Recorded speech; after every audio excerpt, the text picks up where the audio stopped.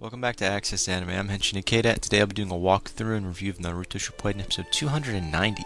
Now, if you remember from last episode, we got to see Ringo, who is one of the 7 swordsmen of the Mist. I thought I'd point that out. And she was actually fighting Omiyu. Now, we also see Kakashi and Guy, but they're really not the main players in this episode, but they do save Omiyu at the end of the episode, because he was actually stuck in a trap that was set up that was in a bottomless marsh. Now, we do see Ringo actually, even though she can be reanimated, she's now at the bottom of this bottomless marsh, and she apparently is either dead or sealed away. One of the two.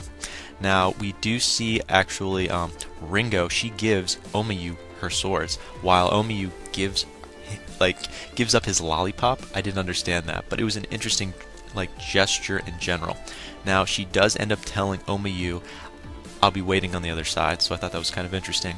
Now, we are taken to Kakashi and Guy actually saving Omiyu, so I thought that was interesting as well.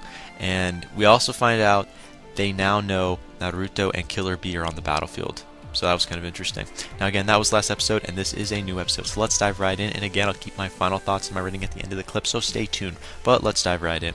Now we do open up this scene with Naruto, Sai, Sakura, Yamato, Lady Tsunade, and her subordinate. So this is a flashback. This is nowhere near where we left off last episode. This is a flashback within a flashback. Keep watching. You'll find out why.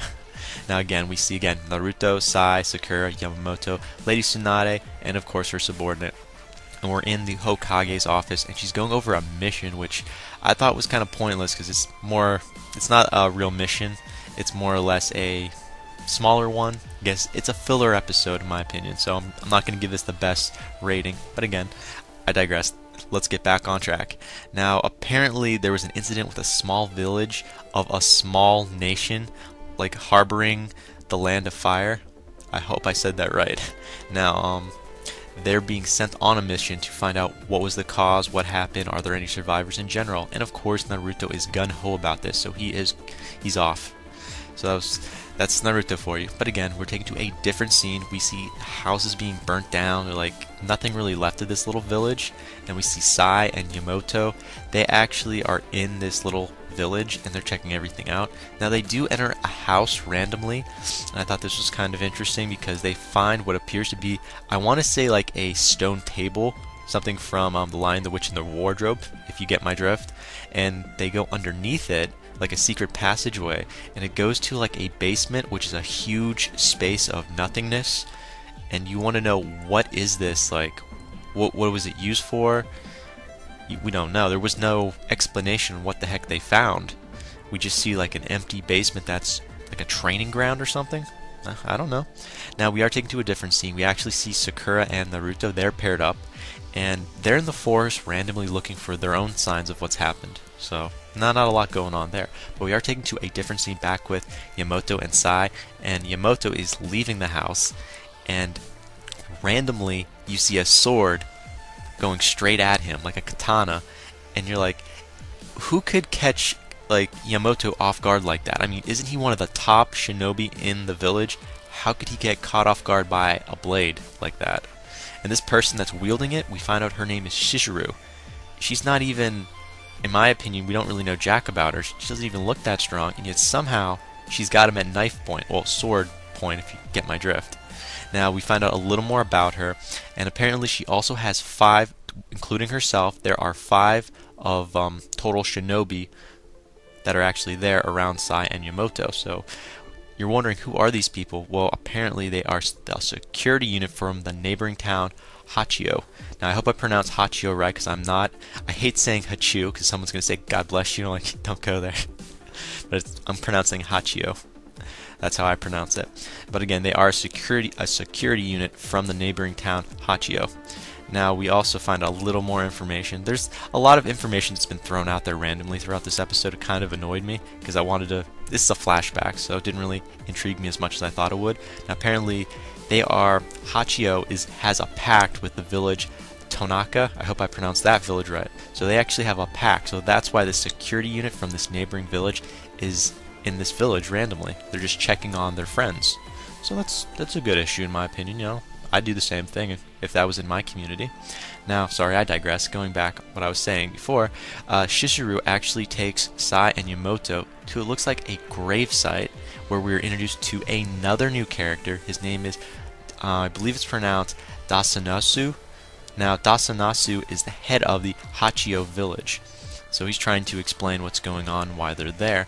Now, the assumption is in this episode that bandits are the cause of why everyone's dead, why the village in general was burnt down, and that all these random bandits were lured in by the rumors of treasure. But that's what the assumption, but it's wrong. And I'll tell you why in a few minutes. Now we are taken to a different scene where we're with Sakura and Naruto yet again. And now they're really no longer in the forest, but they find looks like a little lake, or not a pond, but it is more or less more of a lake. It's huge. And you see like a house on the water. It looks nice, peaceful. And it looks like Sakura, because she's staring at the water, is about to piece together what the treasure might be. I guarantee you that is what she was thinking. She was about to say it, putting two and two together, like what she thinks the treasure is. And then Kabuto appears. You heard me, Kabuto appears. I didn't see this coming. The guy out of nowhere is like on a branch in the background. He just appears, not like poof, he's there. He's just on the branch. And Naruto and Sakura, they're caught off guard. They're not happy about this. And Naruto, he's already got his shadow clones out. I mean, that's Naruto. Obviously, they're going to be out in a second as soon as he feels uncomfortable with the situation. Now, we do hear a little more background about Kabuto and what he's doing there. Although, why would you ever tell your opponents your plans? Yeah, this is common in most anime series. You're just going to blurt out what you're doing just so they can, say, aha, and they're going to find out what you're doing, and then they're going to screw you over. But sorry, I digress. Jumping back in.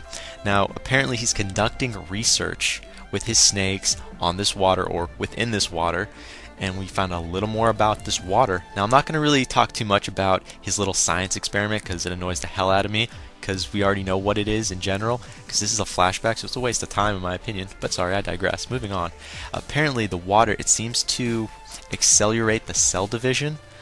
Now again, he's using snakes. He's experimenting with the snakes. So I thought this was interesting, and apparently it spreads like a virus, but in a good way. And out of nowhere we see Hidan. He appears out of nowhere, and he's being reanimated with what I guess looks like the snakes that Kabuto was talking about.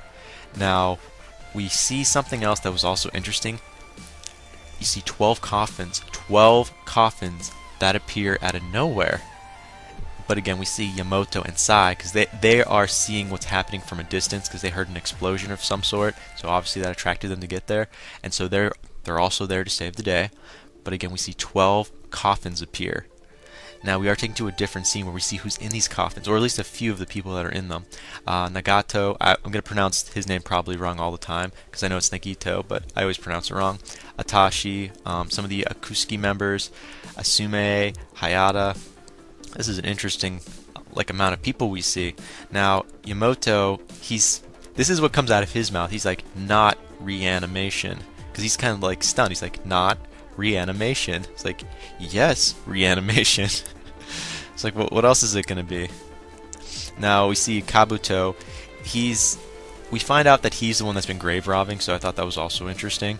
Although that is his character, his background right now. He's the scum of the series, because look who he sided with. But sorry, I digress. Moving on. Now we do see, I want to say, someone loses it within the actual episode, and it was Naruto. But it's just how his eyes went down. We thought he was like, I don't know, bringing it all out. Like all of his power, he's going to transform. Like it's on like Donkey Kong, he's going to kick butt. But that's really not that doesn't really happen too much. I mean, this wasn't that kind of episode. We didn't get to see Naruto really at his maximum potential, which was a downer. And that kind of ticked me off a little bit. Now again, we see Naruto, he attacks Kabuto out of nowhere, and now it's on between those two. Sorry, I pronounced his name wrong. Kabuto versus Naruto, and I thought it was going to be an in-depth battle, but it's not. And we see a hidden attack come out of nowhere, and then you see Naruto being pulled down in the water, so he's drowning. Now, Kabuto, he awakens more of the people that are in the coffin, more of the shinobi that are in the coffin, so I thought that was... Here we go. We're going to see like tons of super shinobi jump out, start killing. Nope. That is definitely not what we see. In fact, we see some of the coffins vanish. They all vanish all at once. and we only see a few of the people that were in the coffin leave, and Kabuto was like, wait, what? It's not complete? Like, I don't think he actually has this technique fully mastered yet, so he's kind of screwed over, but he was lucky to get the amount of people he summoned out, well, reanimated out, so at least he has something. Now, again, we see Sai, he's got his paper dragon, which is amazing, by the way, and we also see him just, he's about to take out one of Kabuto's subordinates, and his dragon gets butchered right away, so it was a small battle, nothing that impressive, but at least we got to see his dragon, which is always something I like to see.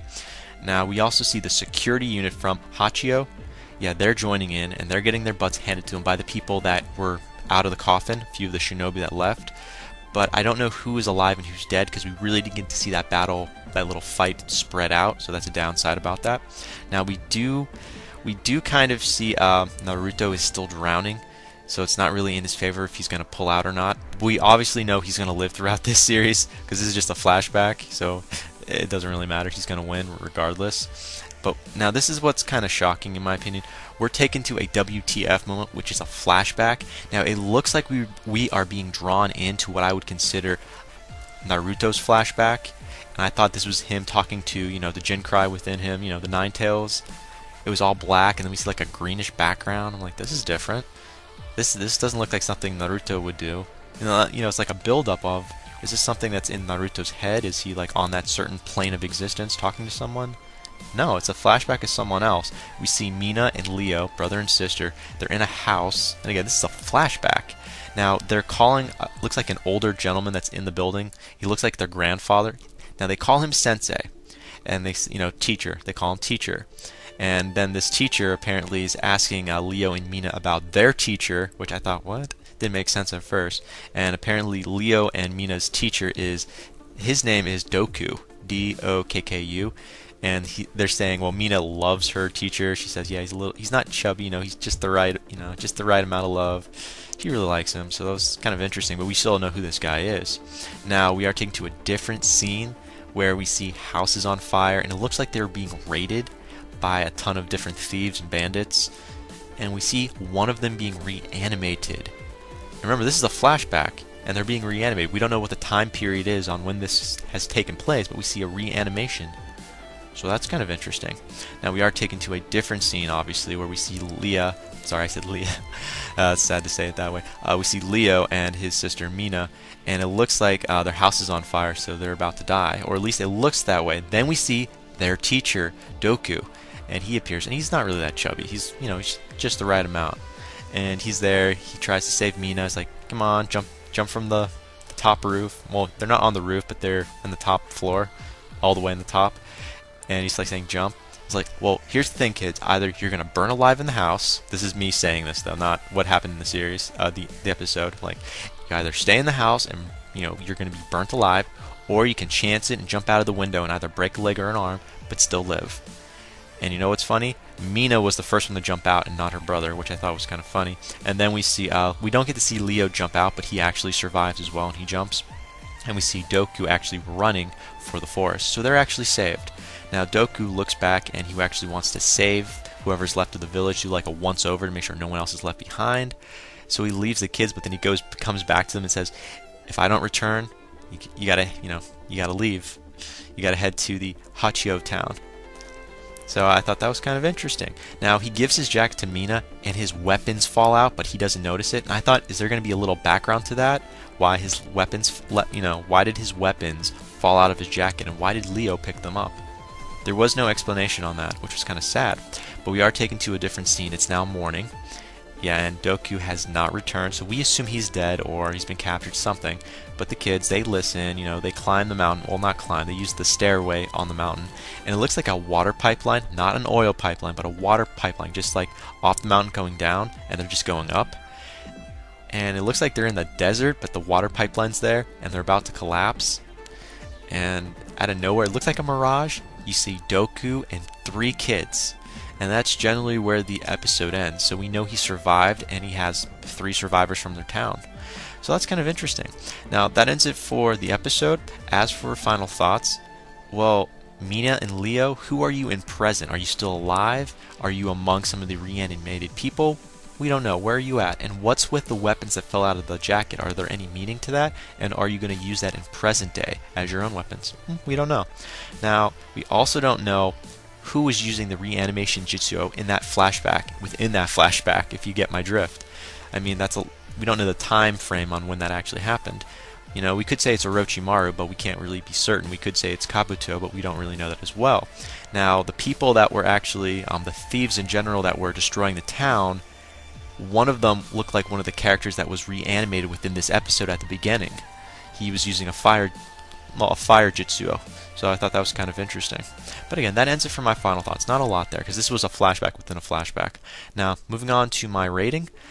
I'm giving this a 3.5 out of 5 because I definitely did not see the whole point in this. We were introduced to characters, but I don't know if they're going to stay around for the rest of the series, so that was kind of pointless. And this, again, flashback within a flashback did not, wasn't working for me.